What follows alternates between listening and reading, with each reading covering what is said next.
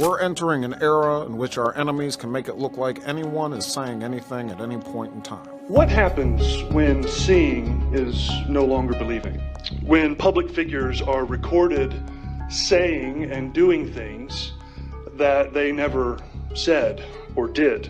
Advances in machine learning and AI have now made it possible to swap someone else's face and voice into a video and make it look like they did or said something, anything you want. And this has lawmakers worried. 99% of the American population doesn't know what it is.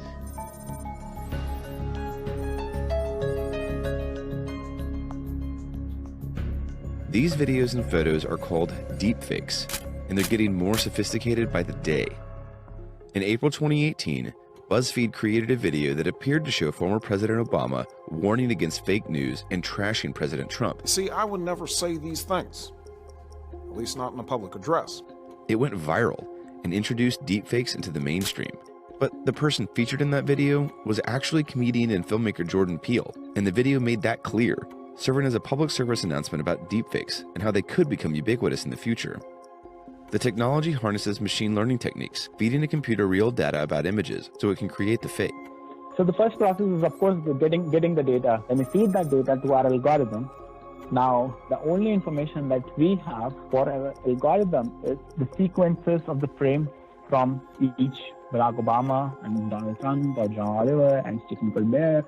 Our algorithm uses both spatial and temporal information to learn a mapping from one person to another person. Ayush Bansal and his colleagues at Carnegie Mellon's Robotics Institute are working on algorithms that can essentially retarget the style of one video to the content of another. Things like being able to synthesize a sunrise video based on data gathered from the video of a sunset. He says these methods have applications beyond deepfakes and can be used to improve computer vision technology for self-driving cars, virtual reality, and robotics. Elsewhere at the University of Washington, researchers have been able to synthesize lip-sync videos based on audio clips. I visited with the families of many of the victims on Thursday. Experts say that although it may be easy to create a deepfake, it's actually very hard to create a flawless one. But as Will Knight, MIT Technology Review's senior editor for artificial intelligence, says, it will get easier and easier. Besides, you might not need something very sophisticated to do real harm. It's easy to see how people could use deepfakes to spread misinformation about politics or anything else, holding up the faked videos as supposedly incontrovertible evidence. Perhaps worse, over time, as deepfakes become more common, people might stop believing legitimate videos. The implications are serious, and there are no laws that currently govern the technology.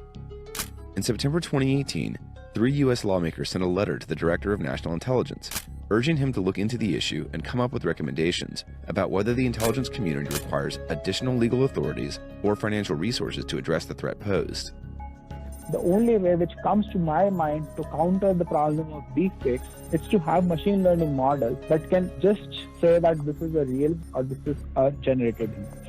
Researchers, startups, and even the government are already working on tools that can suss out deepfakes. The U.S. Defense Advanced Research Projects Agency, or DARPA, is running a program called Media Forensics, which has turned its focus lately to identifying artificial intelligence-powered manipulations. Combating deepfakes will likely require a mix of several approaches. But as with any plan to fight emerging technology, once a method is rolled out, the deepfake creators might just find a way around it, and the fight against fake will continue on. As Will Knight puts it, it is also troubling how technology is eroding the very concept of ground truth. This is something that could have profound political consequences. I find it very disturbing.